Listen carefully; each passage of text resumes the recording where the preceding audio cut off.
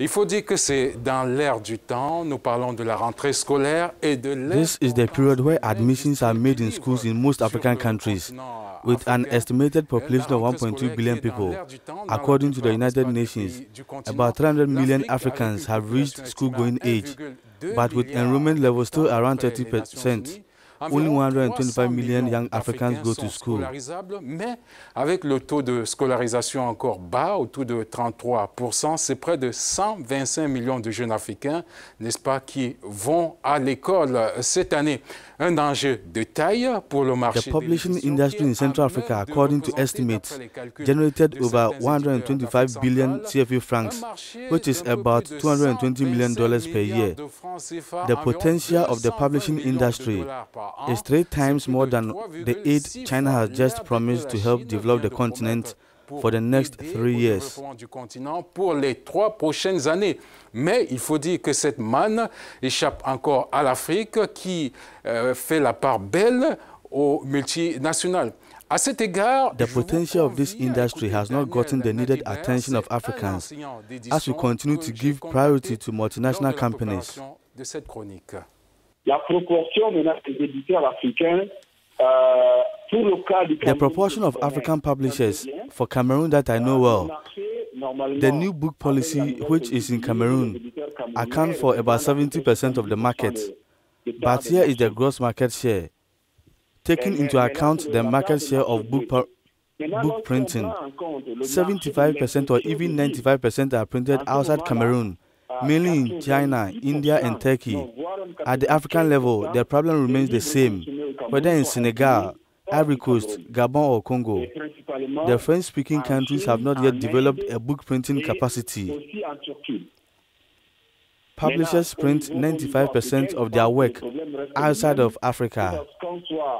Au Gabon, au Tchad, en Côte d'Ivoire, au Sénégal, pratiquement tous les pays d'Afrique francophone n'ont pas encore développé une industrie de livres dans le volet production.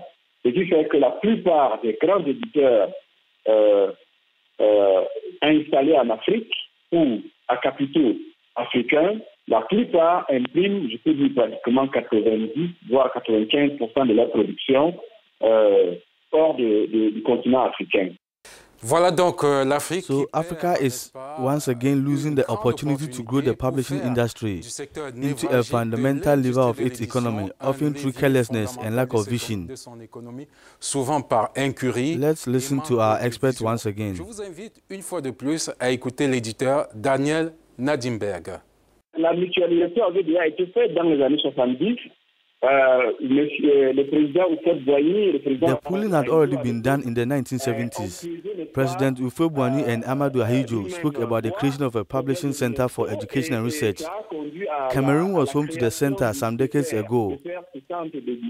Due to lack of interest, the French and English multinationals manipulated our governments, killed our awakening nationalism, and employed the divide and rule tactics. Comme nous ne faisons pas dans la veille au niveau de l'Afrique, à un moment donné, les multinationales françaises et anglaises ont manipulé, n'est-ce pas, les gouvernements français et africains, et finalement, ils ont réveillé ce qu'on appelle le nationalisme local, divisé pour mieux régner. Oui, il faut dire, Barbara, que rendu à... You know the rest, the collapse of the Publishing Center for Education and Research in Cameroon. L'industrie du livre et en faire un levier essentiel. In 2018, what do Africans have to do to get the publishing industry up to speed and make it a lever for development? It is time for Africa to mutualize all its efforts to control the production of papers, the production chain of books. This will allow us to address the trade imbalance and end the situation where we import everything, including the work of Chinese and Indians. Africa has everything to make the book industry a lever of its development. What remains now is for civil society to play its role in supporting the growth of the publishing industry, and to alert authorities that Africa is lagging behind in this respect. Déconnecté de la réalité. Donc, c'est la fin de cette chronique business. On that note, we bring an end to today's business segment. Thanks for your attention. My name is John David Mihamle.